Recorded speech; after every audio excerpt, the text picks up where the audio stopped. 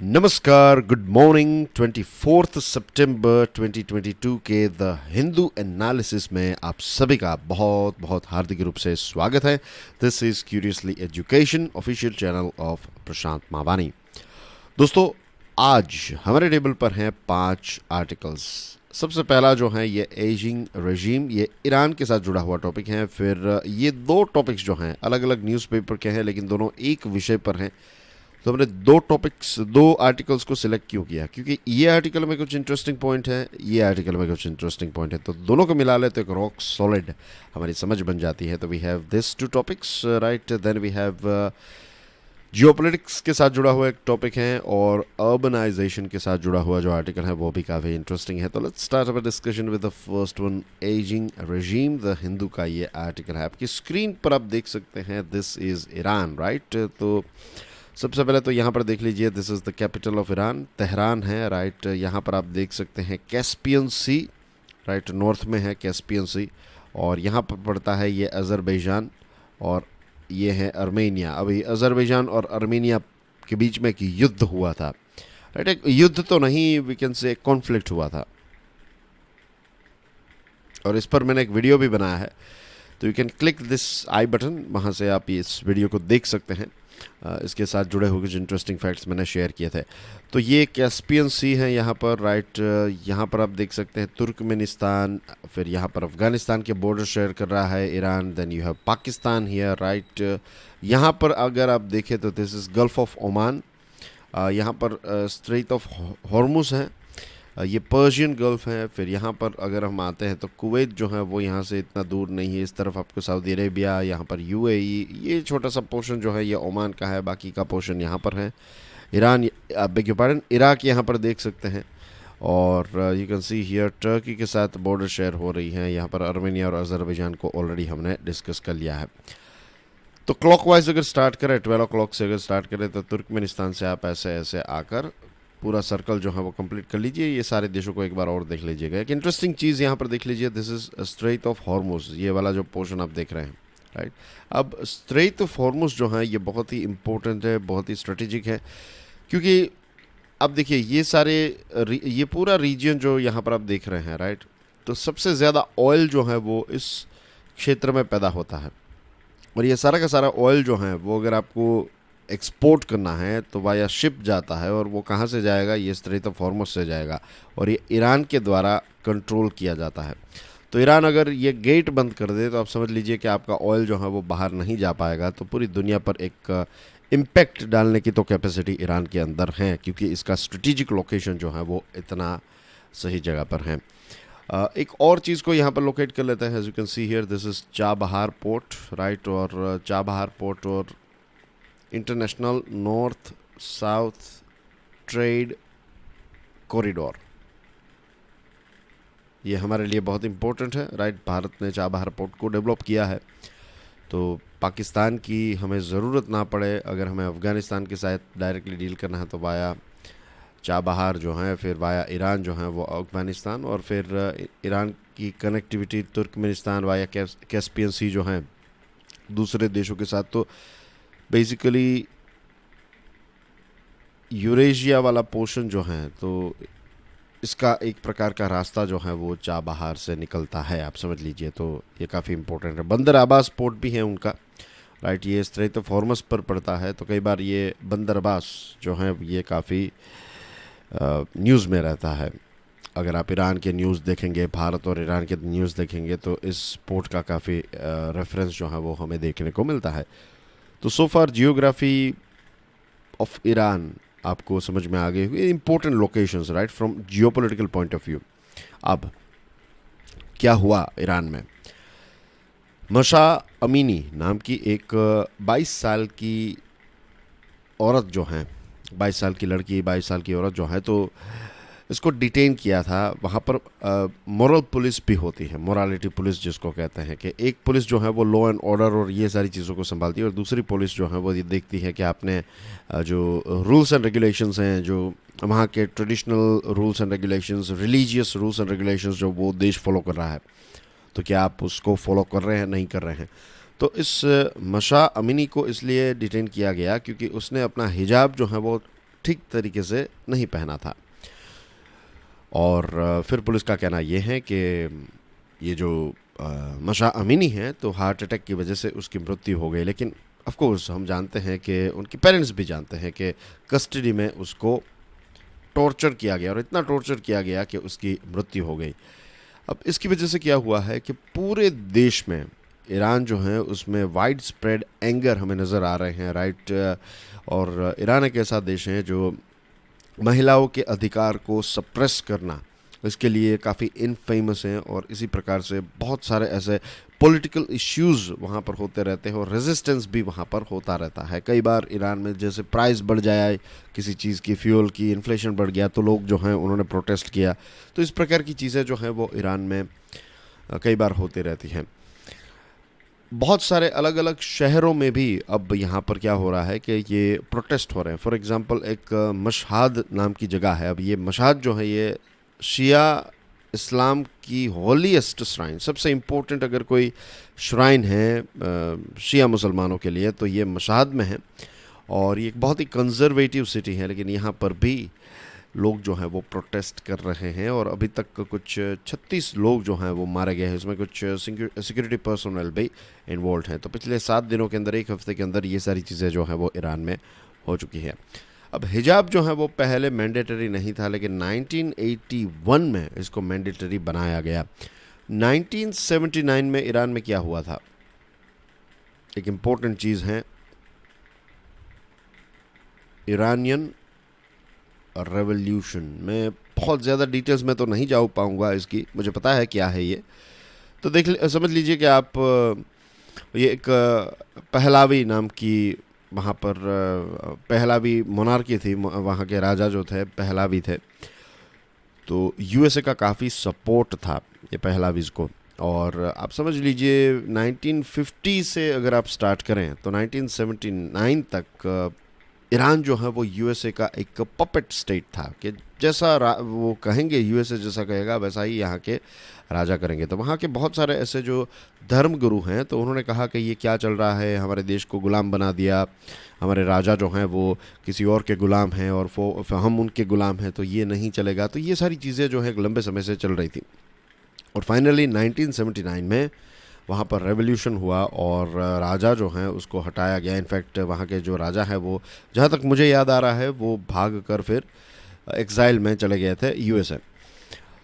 तो ये पहलावी मोनार्की को हटाकर शिया क्लर्जी हैं, तो उन्होंने, क्लर्जी का मतलब होता है कि जो धर्म गुरु हैं, तो उन्होंने ये देश जो है इसका पावर जो है वो संभाल लिया। पावर इन द सेंस के जो एडमिनिस्ट्रेशन है वो अपने हाथ में ले लिया। और तब से फिर उसके 2 साल के बाद, 79 के 2 साल से, रेवोल्यूशन के 2 साल के बाद 81 में उन्होंने अपने अपने रूल्स जो हैं वो लगाने की शुरुआत की। तो एक प्रकार से यहाँ पर क्लेरिकल डिक्टेटरशिप जो हैं वो आ गई और लोगों को बहुत ही state sponsored conservatism, social repression, जो पुराने ख्यालात हैं कुछ जो प्रैक्टिकल ना हो, ऐसी भी चीज़ें जो हैं वो वहाँ पर उन्होंने स्टार्ट करवा दी। In the last 25 years, Iranians elected 2 reformist presidents for 2 terms.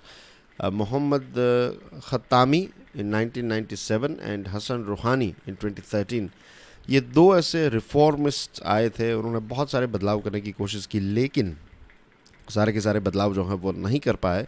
और रिफॉर्म्स ना होने की वजह से बहुत सारे इश्यूज जो हैं वो ईरान में हुए हैं, बार बार प्रोटेस्ट हुए हैं। 2009, 2019, 2022 में हुआ। और ये जो ईरान की जो क्लर्जी हैं, जो धर्मगुरु हैं, उनको समझना चाहिए कि अब दुनिया जो है वेल कनेक्टेड है। कुछ ऐसी पुरानी चीज़ें अगर आप इम्प्लीमेंट करेंगे, इस प्रकार से हार्श तरीके से इम्प्लीमेंट करने की कोशिश करेंगे, तो लोग जो हैं उसको रेजिस्ट करेंगे ही करेंगे। और ईरान में ऐसा भी है दोस्तों कि जैसे दूसरे ऐसे देश हैं, फॉर एग्जांपल सऊदी अरेबिया जिस प्रकार से पहले से ही कंजर्वेटिव रहा है, तो ईरान ऐसा नहीं था। राजा के समय में जब 1979 तक अगर आप देखेंगे तो ईरान में काफ़ी सारी छूट छाट जो है महिलाओं को भी दी जाती थी। तो ऐसे फिर बाद में आप उसको इम्प्लीमेंट करें, अचानक से उसको मीन्स आप उसको अच्छा बना सकते हैं, लेकिन आप उसको पुराने लेवल पर ले जाएंगे तो लोग जो हैं वो विरोध करेंगे ही। तो लोगों को चाहिए जॉब्स चाहिए, राइट, लोगों को बिजनेस करना है और ईरान के ऊपर सैंक्शंस जो हैं वो 1979 से सैंक्शंस है, यूएसए के सैंक्शंस हैं। तो यू कैन इमेजिन के बहुत सारे देश के साथ ये डील भी नहीं कर पा रहा है, और उस क्षेत्र में भी उसके, जैसे भारत के आजू बाजू में पाकिस्तान चाइना है, वैसे उनके ये जो ईरान है तो उसके पास सऊदी अरेबिया और दूसरे ऐसे देश हैं। तो स्ट्रगल जो है वो काफ़ी सर्वाइवल के लिए वहाँ पर काफ़ी देश का स्ट्रगल जो है वो भी चलता रहता है। ऊपर से अगर इंटरनल इश्यूज हो जाए तो किसी भी देश के लिए ये हैंडल करना जो है वो मुश्किल हो जाता है। तो लेट्स होप कि वहाँ की जो सिस्टम है, वहाँ के जो लीडर्स हैं वो समझेंगे कि लोगों की क्या डिमांड है, लोगों की क्या चाहिए और क्या सही है क्या गलत है। लेट्स होप के वो उनको जल्द से जल्द समझ में आ जाए। लेट्स होप के जो यहाँ पर लड़की जो जिसकी कस्टोडियल डेथ हुई है, लेट्स होप के उसको न्याय भी मिले। I hope things are clear. Now let's move on to the next one. Let the rupee fall. Indian Express का ये आर्टिकल है। वेंसडे को यूएस फेडरल रिजर्व यानी कि यूएसए की जो सेंट्रल बैंक है, इस बैंक ने इन्फ्लेशन को हैंडल करने के लिए, इन्फ्लेशन को कंट्रोल करने के लिए इंटरेस्ट रेट जो है इसको इंक्रीज़ किया है bye 75 basis point.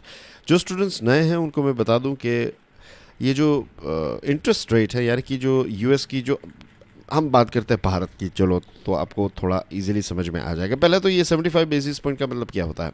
75 basis point यानी कि 0.75%, right. 100 basis point is equal to 1%। तो अब आप समझ गए होंगे, ठीक है, राइट। यूएस फेडरल रिजर्व जो है यानी कि यूएसए की आप समझ लीजिए आरबीआई, हमारे देश में रिजर्व बैंक ऑफ इंडिया जो है, तो इन्फ्लेशन को कंट्रोल करने के लिए वो क्या करता है, मनी जो है, पैसों का फ्लो जो है उसको थोड़ा आप कंट्रोल में ले लीजिए, उसको थोड़ा कम कर दीजिए, तो पैसों की वैल्यू जो है वो बढ़ेगी और सामान की वैल्यू जो है वो थोड़ी कम होगी।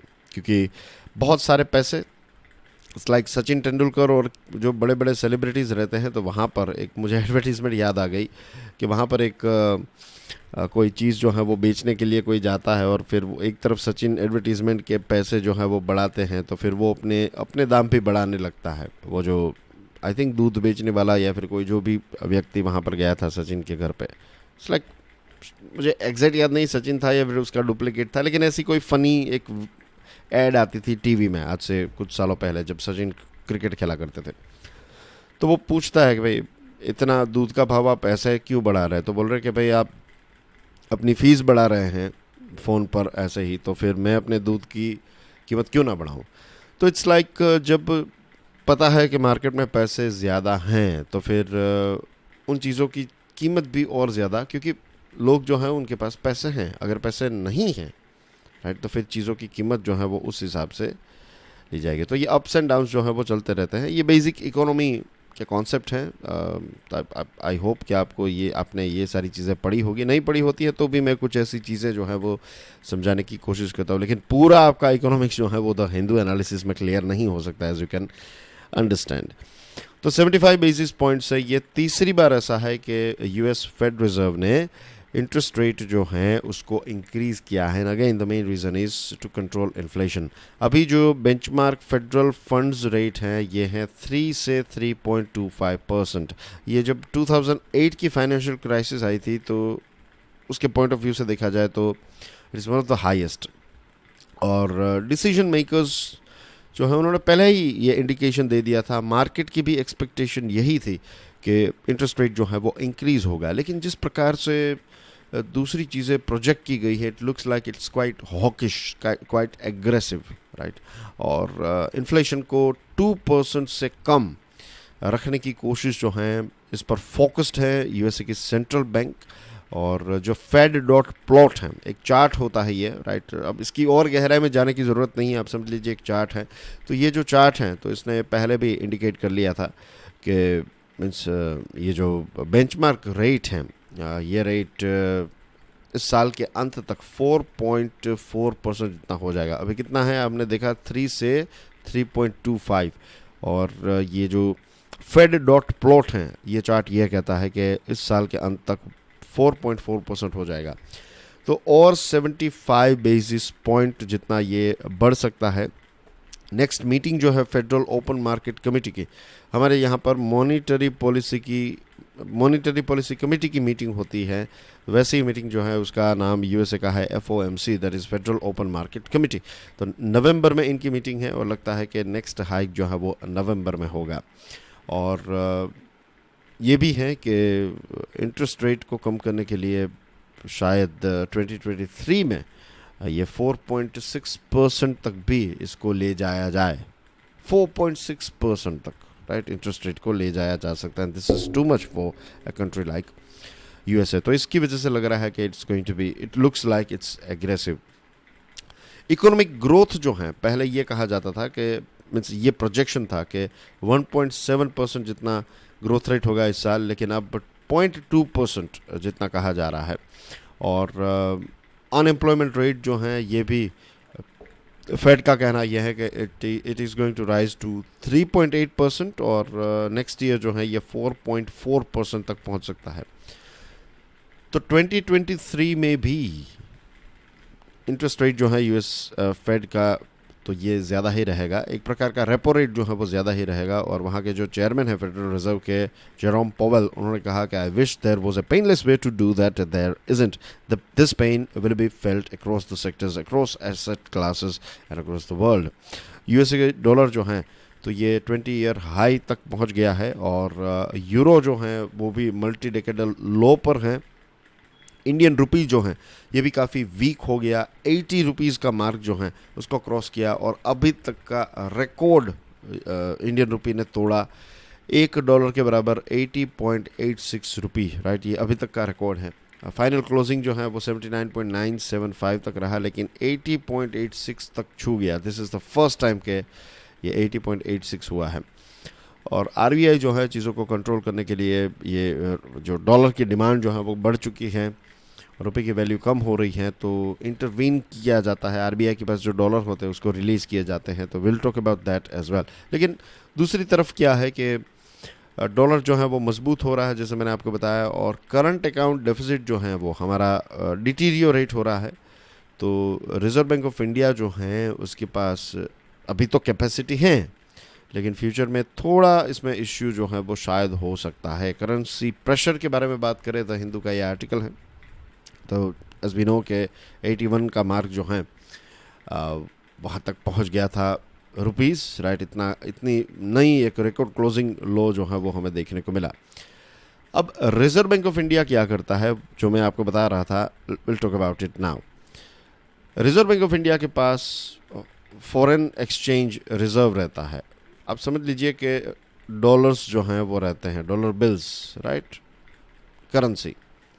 अब डॉलर की जब वैल्यू ज़्यादा है या फिर डॉलर की डिमांड ज़्यादा है, राइट, और सप्लाई लिमिटेड है, तो क्या होगा, डॉलर की वैल्यू बढ़ेगी। तो ऐसे समय में अगर आप डॉलर का फ़्लो मार्केट में बढ़ा दें, अगर आप और ज़्यादा डॉलर्स जो हैं उनको मार्केट में इंसर्ट करें, तो होगा यह कि डॉलर्स का फ़्लो बढ़ेगा तो उसकी कीमत जो है वो कंट्रोल में आ जाएगी। इट्स लाइक क्लास में 100 बच्चे हैं और आपके पास लेट्स से 50 चॉकलेट हैं या फिर 10 चॉकलेट हैं, तो आपको कोई कंपटीशन करवानी पड़ेगी ना, क्योंकि बच्चे ज़्यादा हैं और चॉकलेट्स कम हैं। अब अगर 100 बच्चे हैं और 500 चॉकलेट्स हैं तो फिर कंपटीशन नहीं है, क्योंकि you have more than enough chocolates for every child. तो यहाँ पर सही है कि डॉलर जो है वो अगर डिमांड में ज़्यादा है और उसकी वैल्यू बढ़ रही है, तो उसको कंट्रोल करने के लिए आप और ज़्यादा फ्लो बढ़ा दीजिए, तो डिमांड जो है वो थोड़ी कंट्रोल में आ जाएगी और इसकी वैल्यू भी कम होगी। तो इंडिया के पास, इंडिया नहीं, रिजर्व बैंक ऑफ इंडिया के पास जो करेंसी रहती है, ये फॉरेन एक्सचेंज रिजर्व, तो वो मार्केट में रिलीज़ करता है और बदले में रुपीज़ को कलेक्ट करता है कि आप रुपीज़ दीजिए और डॉलर को लीजिए। तो ये जब रिलीज़ किए जाते हैं इस प्रकार से, तो रुपीज़ जो हैं वो मार्केट में से चले जाते हैं, डॉलर्स जो हैं उसको इंसर्ट किया जाता है। तो इसकी वजह से डॉलर की प्राइस और रुपीज़ की प्राइस को एडजस्ट करने में मदद मिलती है। तो पिछले एक साल में $94 बिलियन जो हैं रिजर्व बैंक ऑफ इंडिया ने ऐसे इंसर्ट कर दिए, इंजेक्ट कर दिए हैं, और अभी कुछ $545.65 बिलियन जो हैं वो रिजर्व में हमारे पास हैं। तो अभी कैपेसिटी अच्छी है, नो डाउट अबाउट इट, लेकिन पूरा साल नेक्स्ट ईयर जो है वो हमें फिर हैंडल करना है। होपफुली 100 बिलियन के अंदर ये चीज़ जो है वो हो सकती है, $100 बिलियन के अंदर नेक्स्ट ईयर जो है वो हैंडल हो सकता है, लेकिन फिर ये $100 और कम हो जाएगा। तो ऐसा नहीं है कि हमारे पास 545 है तो ऐसे ही उसको यूज़ कर लो, सारी चीज़ों का कैलकुलेशन करके आरबीआई जो है वो आगे बढ़ती है। The fact that rupee is not alone in depreciating, दूसरे भी करेंसीज जो हैं, दूसरे देशों की करेंसीज जो हैं वो भी ड्रॉप हुई हैं, तो we don't have to worry too much about it. ये हर कोई गिरेंगे, हर कोई swim and sink together, it's like that. Problem यह है कि जब डॉलर की वैल्यू बढ़ जाती है तो इम्पोर्ट्स जो हैं वो काफ़ी एक्सपेंसिव हो जाते हैं, और इम्पोर्ट्स जब एक्सपेंसिव होते हैं इसका मतलब ये भी है कि फ्यूल एक्सपेंसिव होगा, और फ्यूल एक्सपेंसिव होगा तो हमारे देश में इन्फ्लेशन बढ़ेगा, इन्फ्लेशन बढ़ेगा तो हमें यहाँ पर रेपो रेट को इंक्रीज़ करना पड़ेगा, और रेपो रेट इंक्रीज़ यानी कि लोन एक्सपेंसिव होगी तो फिर नई लोन्स बिजनेस नहीं लेंगे, तो नया इन्वेस्टमेंट नहीं आएगा, तो नई जॉब्स जनरेट नहीं होगी, तो पूरी चेन जो है वो बिगड़ जाती है।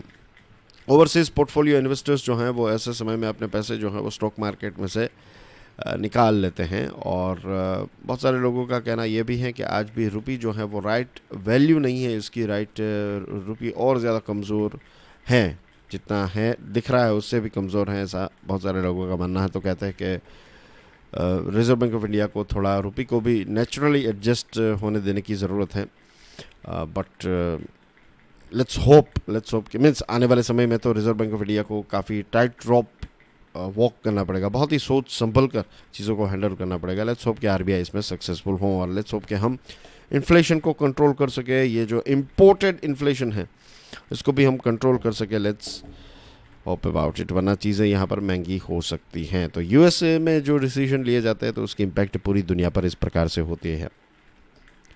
The global South's assertion in geopolitics, the Hindu का ये आर्टिकल है। इंटरनेशनल सिस्टम जो है उसको अगर हम देखें, उसको समझें तो क्लियरली नज़र आता है कि जियोपॉलिटिकल लेवल पर बहुत सारे चेंजेस हो रहे हैं, और हेजीमोनी जो है, कॉम्पिटिटिव ग्रेट पावर हेजीमोनी भी चल रही है। यूएसए जो है वो टॉप पर बैठा है, चाइना उसकी जगह लेना चाहता है, रशिया जो है वो चाइना को मदद कर रहा है, यूएसए जो है वो चाइना और रशिया दोनों से नफरत करता है। दूसरी तरफ यूएसए जो है वो दूसरे अपने मित्र देशों के सपोर्ट को और ज़्यादा मजबूत करना चाहता है ताकि वो और ज़्यादा मजबूत हो जाए। तो इस प्रकार की चीज़ें जो हैं वो टग ऑफ वॉर जो है वो चल रहा है। यूएस नेशनल सिक्योरिटी डॉक्यूमेंट्स जो हैं वो ये कह रहे हैं कि चाइना का जो राइज है उसको कंट्रोल करने की ज़रूरत है। रशिया जो है वो और ज़्यादा वीक हो चुका है तो इसको और ज़्यादा वीक किया जाए, ताकि अभी रशिया और चाइना का जो नेक्सस हुआ है तो इसको यूएसए भी डेंजरस मानता है, और यूएसए चाहता है कि यूरोप जैसे पहले था वैसे ही यूरोप हमेशा यूएसए को सपोर्ट करे, यूएसए के पीछे रहें। और बहुत सारे ऐसे सैटेलाइट अलायंसेस जो हैं, सैटेलाइट यानी कि जो अवकाश में छोड़ने वाले सैटेलाइट की बात नहीं है, छोटे बड़े जो देश हैं, ऐसे रीजन्स हैं, तो उनको भी यूएसए की छत्र छाया में लेने की कोशिश जो है वो चल रही है। अब ऐसे में ग्लोबल साउथ की बात करें, ये ग्लोबल साउथ का मतलब ऐसा नहीं है कि जो सदर्न हेमिस्फीयर में ये 0 डिग्री की लाइन है, राइट, और ये इक्वेटर है, तो इक्वेटर के नीचे रहने वाले जो हैं वो जियोग्राफिकली सदर्न स्टेट है। लेकिन जब जियोपॉलिटिक्स में ग्लोबल साउथ या फिर साउथ कहा जाता है, इसका मतलब ये है कि जो वे देश जो अभी डेवलपिंग देश हैं, राइट, तो ऐसे सारे देशों को ग्लोबल साउथ कहा जाता है। तो इसमें भारत आ गया, चाइना आ गया, दूसरे ब्राज़ील, साउथ अफ्रीका और बहुत सारे ऐसे आसियान के देश, ये सारी चीज़ें भी इसमें आ गई। Countries of the Global South specially India, China and others are being blamed for failing sanctions against Russia in the context of the Ukraine war. ये भी कहता है, या फिर ये वेस्टर्न वर्ल्ड का ये भी कहना है कि ये ग्लोबल साउथ और जो रशिया पर जो अभी सैंक्शंस लगाए तो ये सक्सेसफुल नहीं हो पा रहे बिकॉज ऑफ दिस कंट्रीज़। लेकिन ऐसा नहीं है, राइट, ऐसा बिल्कुल नहीं है। यूरोप भी बहुत बड़ी मात्रा में जो है वो रशिया से ऑयल मंगवाता है, और बहुत सारे ऐसे ग्लोबल साउथ के देश जो हैं वो रशिया पर एनर्जी, फ्यूल, फर्टिलाइजर्स, वीट, फिर दूसरी कमोडिटीज़, डिफेंस इक्विपमेंट के लिए डिपेंडेंट हैं। और रही बात यूएसए की कि यूएसए पर डिपेंडेंट रहना, तो बहुत सारे देशों का कड़वा अनुभव रहा है, जैसे इराक में क्या हुआ, Lebanon, Libya, Afghanistan, Yemen, Syria, Mali, ये सारे देश जो हैं तो यहाँ पर यूएसए का इंटरवेंशन रहा, और फिर वहाँ की सिचुएशन जो है वो इतनी अच्छी नहीं थी हो पाई। लग रहा था कि यूएसए आएगा तो प्रॉब्लम सॉल्व हो जाएंगे, लेकिन इराक ही आप देख लीजिए, उसका प्रॉब्लम जो है वो और ज़्यादा बड़ा हो गया और ज़्यादा सीवियर हो गया। तो ये सारे देश जो हैं वो यूएसए को लेकर इतने ज़्यादा वहाँ पर इतनी अच्छी इमेज जो है वो नहीं है। और बहुत सारे देश के साथ ये भी हुआ है कि कोविड-19 वैक्सीनेशन की जो पेटेंट हैं, तो उस पर एग्जेम्पशन देने की बात थी कि इस पर पेटेंट ना लगाई जाए, लेकिन यूएसए और या फिर वेस्ट ने ये पेटेंट देने से मना कर दिया। तो ऐसे समय में भी ये सारे देशों का एक कड़वा अनुभव रहा है वेस्टर्न वर्ल्ड के साथ। और जिस प्रकार से ये यूक्रेनियन रेफ्यूजीज़ जो हैं उनको जिस प्रकार से ट्रीटमेंट मिली है, उनको वेलकम किया गया, उनकी देखभाल की गई, और दूसरे जो देश हैं उनके रेफ्यूजीज़ जो हैं तो उनके साथ एक प्रकार से इतनी अच्छी ट्रीटमेंट नहीं मिलती है। तो ये दिखाता है कि एक प्रकार की रेसिज्म जो है वो भी चल रही है। अब ऐसा नहीं है कि साउथ के जो देश हैं, यानी कि ग्लोबल साउथ के देश जो हैं वो यूएसए के साथ नहीं है तो वो चाइना के साथ जाना चाहते हैं। नो, चाइना का जो चाइना की ग्रे जोन पॉलिसीज़ जो हैं वो चाइना एक्सपांशनिज्म कर रहा है, मैरीटाइम जोन्स को वायोलेट कर रहा है और प्रॉब्लम्स क्रिएट कर रहा है, बॉर्डर इश्यूज़ वियतनाम के साथ, इंडोनेशिया, इंडिया, फिलीपाइंस। तो ये सारे देश जो हैं ये चाइना के साथ भी नहीं है, राइट। वो कहता है कि हम चाइना के साथ भी नहीं हैं, हम यूएसए के साथ भी नहीं हैं। और हाल ही में तो क्या हुआ कि साउथ अफ्रीका मीन्स ये यूएसए जो है, यूएसए ने मैं यहाँ पर साउथ अफ्रीका लिख रहा था तो पहले मैं ये लिख देता हूँ, अब बात करता हूँ। यूएसए ने एक लॉ पास किया वहाँ पर अपने देश में, इसका नाम रखा है कुछ काउंटरिंग, मैं शॉर्ट फॉर्म लिख रहा हूँ, malign Russian activities in Africa. ठीक है, countering malign Russian activities in Africa, CMRAAA,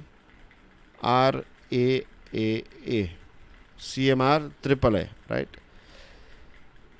तो ये साउथ अफ्रीका ने कह दिया कि देखिए अफ्रीका का कोई भी देश जो है वो इंडिपेंडेंट, सारे देश जो हैं वो इंडिपेंडेंट हैं, उनको जैसा लगेगा वैसा वो करेंगे। उनको अगर किसी देश के साथ यहाँ पर रशिया के साथ अगर उनको डील करना है, उनको बिजनेस करना है, तो उनको वो करेंगे, वो इंडिपेंडेंट देश है। यूएसए का ये जो CMRAAA है, तो साउथ अफ्रीका के आई थिंक फॉरेन मिनिस्टर जो है साउथ अफ्रीका के, उन्होंने क्लियरली बता दिया था कि ये लॉ जो है यूएसए का ये बराबर नहीं है, ये गलत लॉ है। ऐसा भी नहीं बराबर नहीं है, उन्होंने क्लियरली कहा कि ये गलत लॉ है, आप ऐसे लॉज हमारे ऊपर इम्प्लीमेंट नहीं कर सकते। दूसरी तरफ चाइना जो है वो इन सारे देशों को जीतने की कोशिश कर रहा है। जैसे कि चाइना जो है वो 17 ऐसे अफ्रीकन देश हैं, तो उनके ऊपर जो उन्होंने जो पैसे लिए थे चाइना से, उनका कर्ज जो था, तो चाइना ने इसको माफ़ कर दिया है। रीजनल पावर्स जो हैं, फॉर एग्जांपल अगर हम बात करें रीजनल पावर्स की, सऊदी अरेबिया आप देख लीजिए। तो सऊदी अरेबिया जो हैं तो ये यूएसए के साथ मिलकर काम करता है, ये क्योंकि दूसरी तरफ उसको ईरान के साथ भी इश्यू हैं, तो ये यूएसए के साथ मिलकर, और यूएसए और ईरान जो है वो उसके बीच में रिलेशनशिप तो मैंने आपको एक्सप्लेन कर दिया, आपको पता है कि दुश्मनी चल रही है, तो दुश्मन का दुश्मन दोस्त। तो सऊदी भी दुश्मन देश है ईरान का, तो ये दोनों मिलकर काम करते हैं। तो ऐसे रीजनल पावर्स जो हैं उनके साथ यूएसए मीन्स कोशिश करता है कि रीजनल पावर्स को उनके पक्ष में लाया जाए, और ऐसे रीजनल पावर्स जो हैं वो अपने अपने हित को देखकर चलते हैं। छोटे देश जो हैं, फॉर एग्जांपल श्रीलंका की बात करें, तो श्रीलंका भारत के साथ भी एक बैलेंस्ड रिलेशनशिप रखेगा और चाइना के साथ भी एक बैलेंस्ड रिलेशनशिप रखेगा। तो इस प्रकार से चीज़ें जो है वो चलती है, भले ही छोटा देश हो, भले ही रीजनल हो, लेकिन वो डिसीजंस तो जो हैं वो अपने इंडिपेंडेंट डिसीजंस ही लेते हैं। और भारत भी काफ़ी इंडिपेंडेंट स्ट्रेटेजिक ऑटोनॉमी डिस्प्ले कर रहा है। आप देखिए, एक तरफ हमारा लिमाओ एग्रीमेंट है यूएसए के साथ, और दूसरी तरफ जो इंटरनेशनल नॉर्थ साउथ ट्रेड या फिर ट्रांसपोर्ट कॉरिडोर जो मैंने आपको बताया अभी, चाबार पोर्ट वाला, तो ये रशिया और इंडिया को कनेक्ट करता है Central Asia and Iran with 3 sanctioned states. तो ऐसी चीज़ है। हम USA led RIMPAC the Rim of Pacific exercise, जो वर्ल्ड की सबसे बड़ी, one of the world's largest maritime exercises हैं, तो उसमें भी पार्ट लेते हैं। और जो रशिया के द्वारा वोस्टॉक एक्सरसाइज है, जिसमें चाइना होता है, रशिया होता है, तो उसमें भी हम पार्ट लेते हैं। तो न्यूट्रलिटी और स्ट्रेटेजिक ऑटोनॉमी जो है ये काफ़ी वायबल हैं आज के ज़माने में। और छोटे छोटे देश, श्रीलंका जैसा देश जो है वो भी इंडिपेंडेंट डिसीजन लेता है। हमने देखा था ना कि कैसे वो चाइनीज़ शिप जो है वो हम्बनटोटा में आने वाली थी, तो भारत को पसंद नहीं था, लेकिन फिर भी वो शिप जो है वहाँ पर आई। क्यों? क्योंकि श्रीलंका ने दोनों तरफ एक बैलेंस रख कर चीज़ों को आगे बढ़ाया। तो इस प्रकार से होता है। हम श्रीलंका को ऐसे फोर्स नहीं कर सकते कि हमने मना किया है तो आपने क्यों ऐसा किया। No, we cannot do that दैट। वो एक इंडिपेंडेंट कंट्री है। बट एनीवे, आई होप चीज़ें आपको समझ में आ गई होगी। Why our urban spaces need to be reimagined, बहुत इंटरेस्टिंग आर्टिकल है, इंडियन एक्सप्रेस का ये आर्टिकल है। और जो वरुण गांधी हैं उन्होंने ये आर्टिकल लिखा है। वरुण गांधी जो हैं, उनकी अच्छी बात जो मुझे लगती है वो ये है कि उनके आर्टिकल जो हैं वो काफ़ी अच्छे होते हैं और उनकी जो लैंग्वेज है वो एक कोई भी व्यक्ति जो है वो समझ जाए, ऐसी सिंपल लैंग्वेज का इस्तेमाल करते हैं। दूसरी जो चीज़ है वो ये है कि इज़ वेरी इंडिपेंडेंट।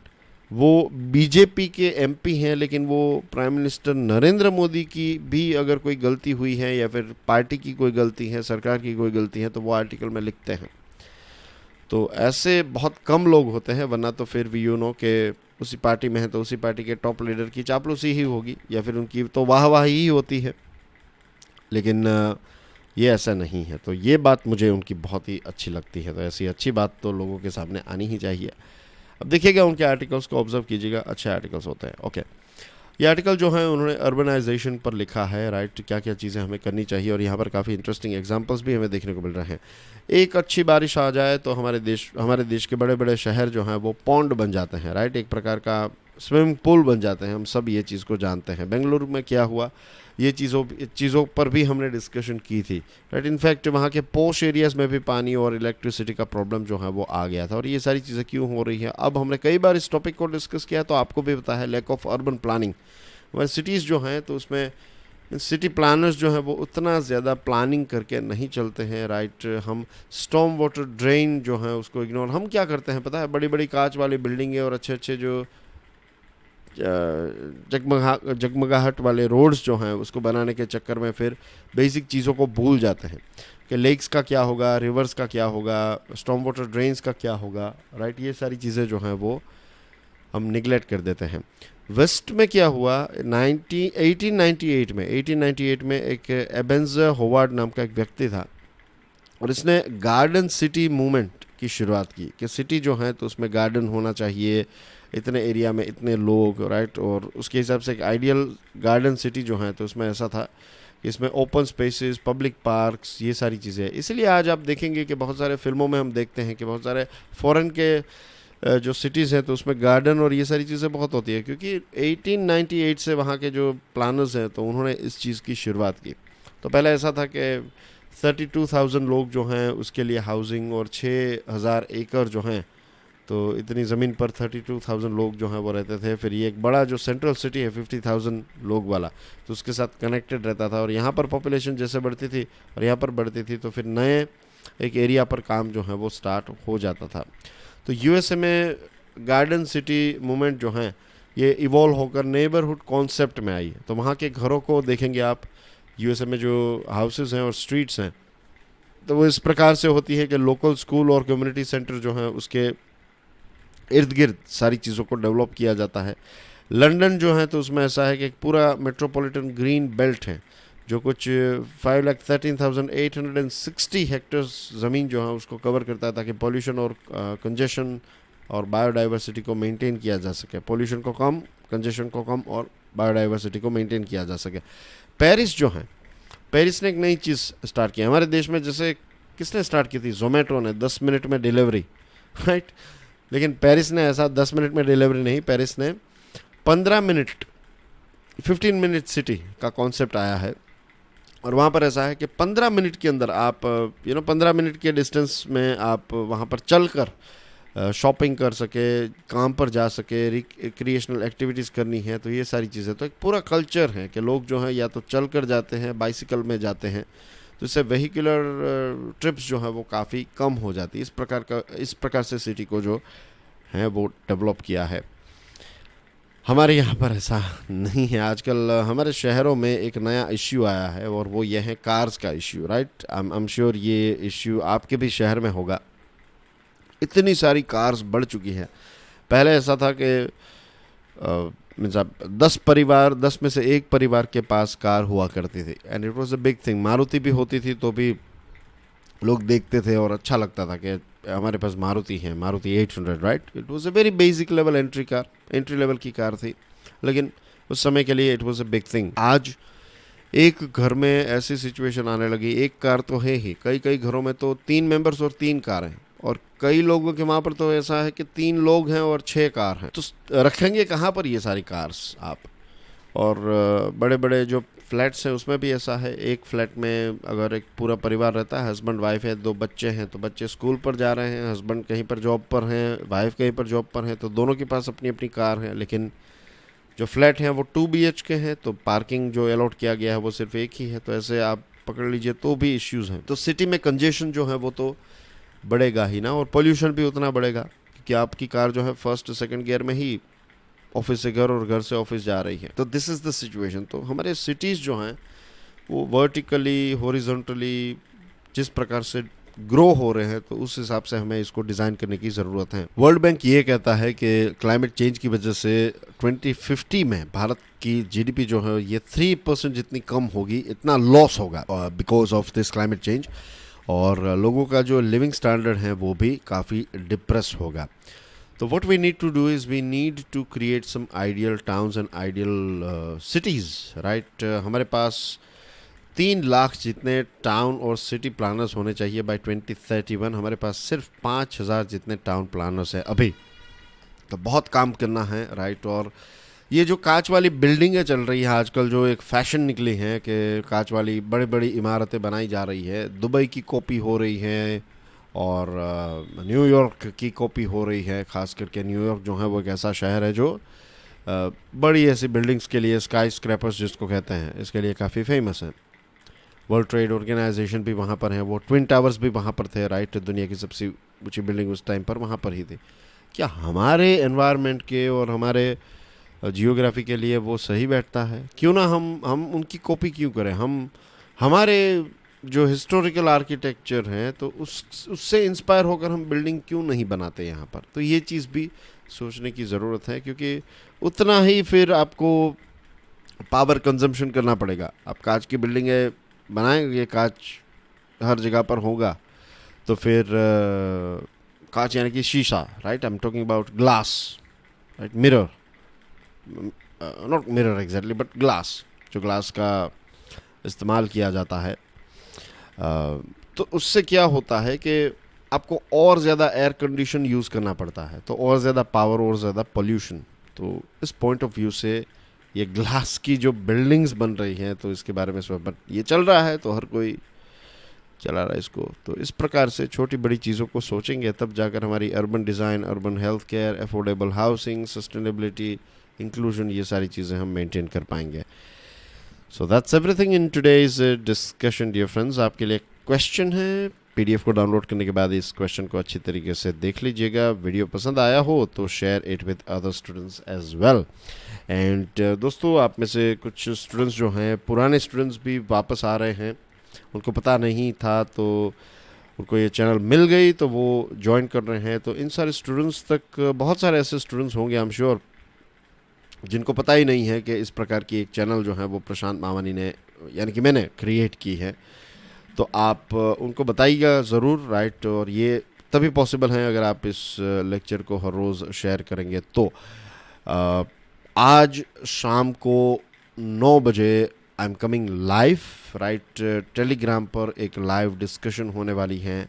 मेरी टेलीग्राम की चैनल जो है उसकी लिंक इस वीडियो के कमेंट सेक्शन में आपको मिल जाएगी, राइट? पिन कमेंट है तो वो सबसे ऊपर की जो कमेंट है तो उसमें आपको टेलीग्राम की लिंक भी मिल जाएगी। तो अगर आपने टेलीग्राम ग्रुप ज्वाइन नहीं किया है तो ज्वाइन कर लीजिए।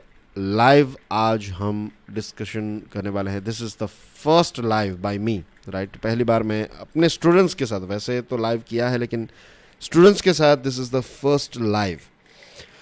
तो बहुत मज़ा आएगा, बहुत सारी बातें मुझे आपसे करनी है एंड आई एम श्योर आपके भी बहुत सारे क्वेश्चंस होंगे, तो उनको भी आंसर करने की कोशिश जो है वो मैं आज करूँगा। और आई एम श्योर आज का ये जो लाइव है this is the first but it's not going to be the last. और ज़्यादा लाइव सेशंस जो हैं वो हम आने वाले समय में करेंगे। So that's it from my side. कल संडे है, कोशिश पूरी करूँगा। वैसे संडे जो है वो एक कोशिश रहती है कि एक डे ऑफ रहे लेकिन I will try my best. कुछ इंटरेस्टिंग चीज़ें मुझे मिली तो definitely I will bring out a lecture for you guys. तो ऐसा नहीं है कि कल लेक्चर नहीं आएगा, कल भी लेक्चर आएगा, शायद आएगा। आ जाएगा तो 9 बजे के आसपास मिल ही जाएगा आपको, वरना मैं टेलीग्राम में आपको बता दूंगा, ठीक है। So see you soon, enjoy your weekend, God bless you all, Jai Hind.